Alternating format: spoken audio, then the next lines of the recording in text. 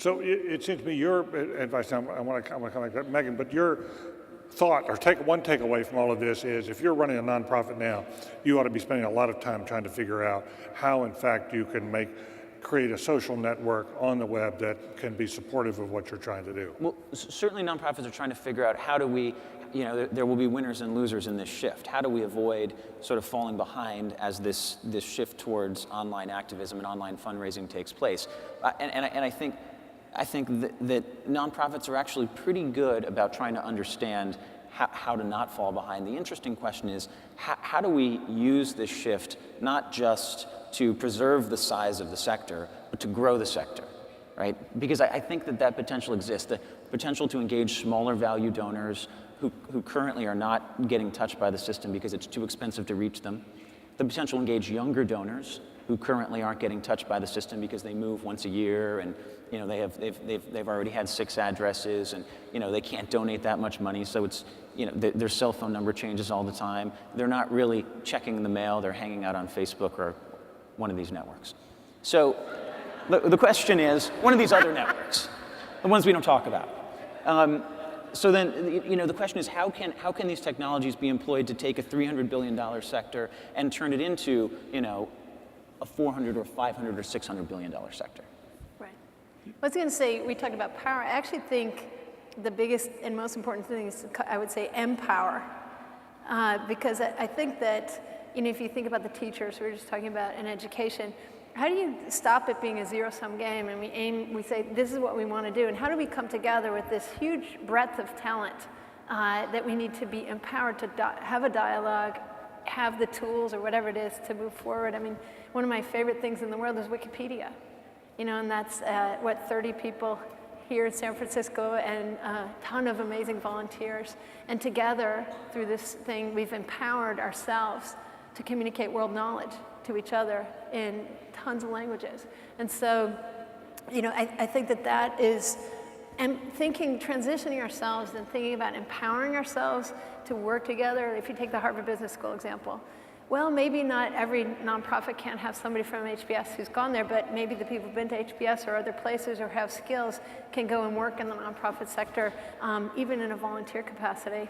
The corporations are certainly we're doing this at Google. We have a thing called Google Serve, and we have a lot of work that we try to do, both either hand serving or mind serving, get out there and help each other. And also our incredible nonprofit partners and foundation partners have a lot to teach us. And through this dialogue, the world spins forward. And as you hear this, we've only got, in fact, time is almost done. One last comment I wanted to ask Sunil to take us home and finish this up. As you heard this, and you face these terrible financial issues here in California, are you optimistic, Bob, about the Delta sector? Yes. Well, here they are. Yes. I think what I'm most optimistic about, David, is number one, we have this generation of young people, including most of the people on this panel, save me and you, David, I think. This is the generation that helped elect an African-American president, okay? So, and I don't say that in a partisan kind of way. I just, this is a new day, and back to Sean's word, with a new power ascribed to it. And so my fear was that once the election was over, that we would actually, as a sector, kind of let up. Okay, he's in the White House now, he's so wonderful, and let him sort of carry the rock up the hill. And actually, it's the opposite. We now have to energize even greater. And now we're thinking about at our foundation new ways of doing business for us. How do we engage youth on the front end of what we're trying to do strategically? How do we tap into the power that built this president, that came together online? How is it that we tear down the walls between not the nonprofit, the Delta sector providers, and get them more involved in social change, but also delivering services?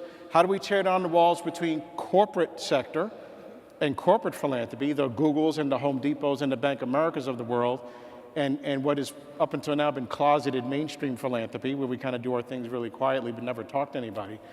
And so I think we're at a moment right now where people are demanding that charity was a good thing, but change is a better thing, and that we're going to find ways, new ways of working together across boundaries.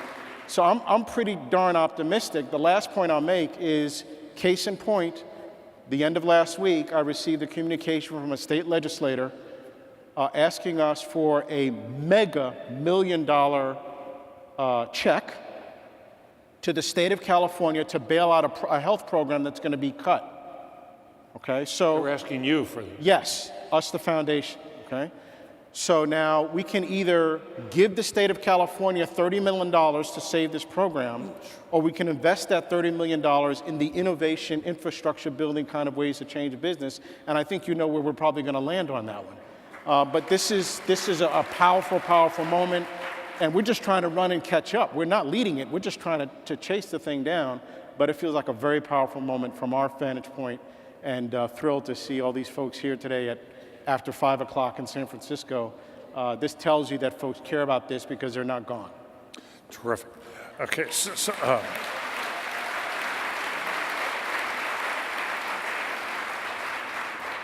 final word. Administration, as president, everyone's spoken of here enthusiastically.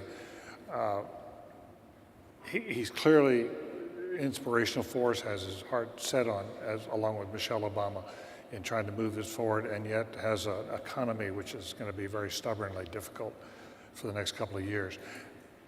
If there are 2 Obama terms, where would you like to see social innovation, the Delta sector, at the end of 2 Obama terms? I don't think it would be a sideshow. I think we would be integrated into every discussion that takes place with every cabinet secretary, with every discussion, which is, what's the Delta sector doing? Why aren't we doing what they're doing? That we should be constantly asking that question and not thinking about, well, it's great that this White House Office of Social Innovation exists, but we would see social innovation taking place in HUD and education and healthcare, in energy, but they'll be thinking about it across the board. And what our office's job would be to do is to help coordinate all of them to make sure that we can do more than what they're doing right now.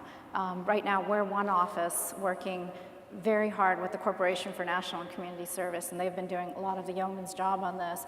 And what we'd like to do is see all of the other agencies work with us. But more importantly, I think I'd like to leave here saying, you know, you've got an administration we're looking for ideas, we're open to creating a good set of partnerships, and we're here to listen, because I don't think we have all the answers and we'll make some mistakes, but at the same time, we want to make it work. And we're going to be there to make it work.